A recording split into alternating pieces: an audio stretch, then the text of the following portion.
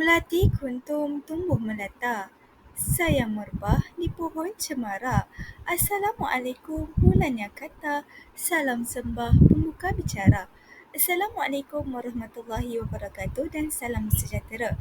Pada hari ini, saya Nurul Husna binti Jamaluddin Nasir akan pembentangan pembinaan item bagi subjek pentaksiran dalam pendidikan Islam dengan kod kursusnya PIMK 3123.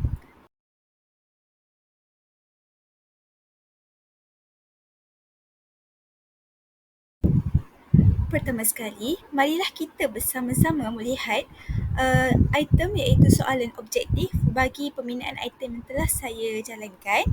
Jadi terdapat sekurang-kurangnya 15 soalan objektif dan 5 soalan subjektif.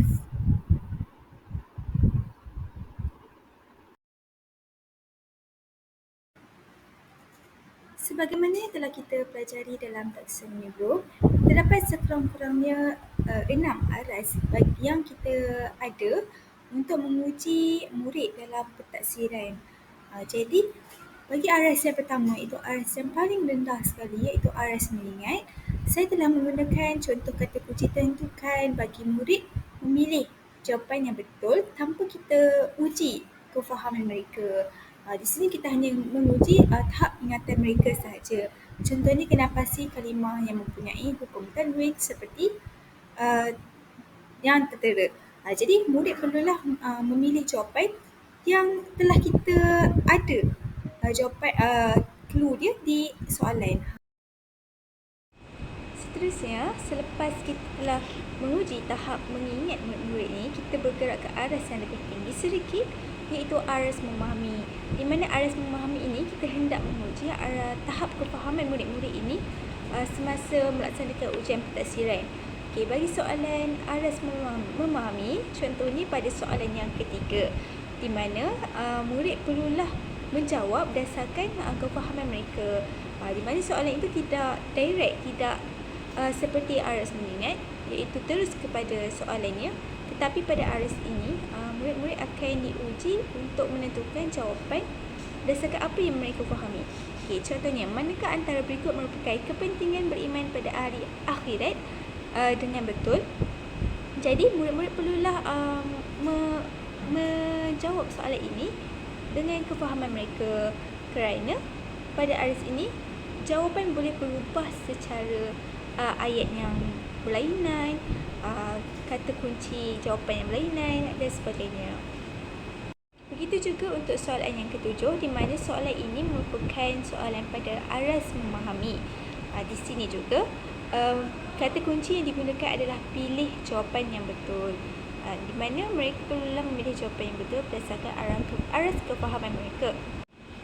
Okey, setelah kita menguji murid menggunakan aras mengingat, aras memahami, kita bergerak kepada aras yang pertengahan, di mana dalam taksonomi Bloom itu ada peringkat mudah, sederhana dan susah.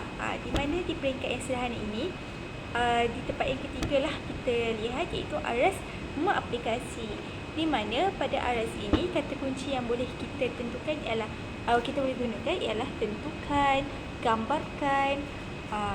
Jadi berdasarkan gambar di atas, tentukan bagaimana menggunakan I mutlak dengan betul. Jadi tentukan cara berdasarkan satu situasi yang diberikan. Jadi di sini murid dapat mengaplikasikanlah apa kegunaan air mutlak selama kat wuduk. Contohnya, mandi dengan air yang suci, memasak menggunakan air yang suci. Okey, itu adalah contohnya. Okey, seterusnya aras yang keempat, iaitu aras menganalisis. Okey, semakin sukar aras itu, maka semakin sukarlah soalannya. Jadi bagi aras menganalisis ni, kebiasaan kita menggunakan kata kunci untuk membuat soalan ialah gambarkan, cerakinkan. Di sini banding beza, bandingkan. Namun bagi soalan objektif ini adalah lebih sesuai jika kita menggunakan kata kunci kecuali bagi pilihan jawapan tertentu, di mana murid perlulah menganalisis jawapan manakah yang salah daripada semua jawapan ini. Ataupun contoh pada soalan yang ke-8 inilah, mereka merupakan kalimah yang mengandungi tanda tanwin kecuali.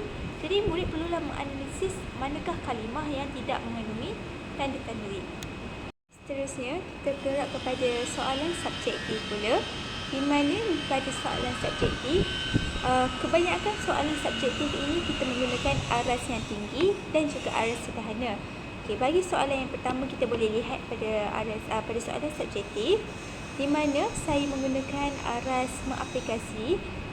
Pada soalan ini, kita menggunakan kata kunci selesaikan.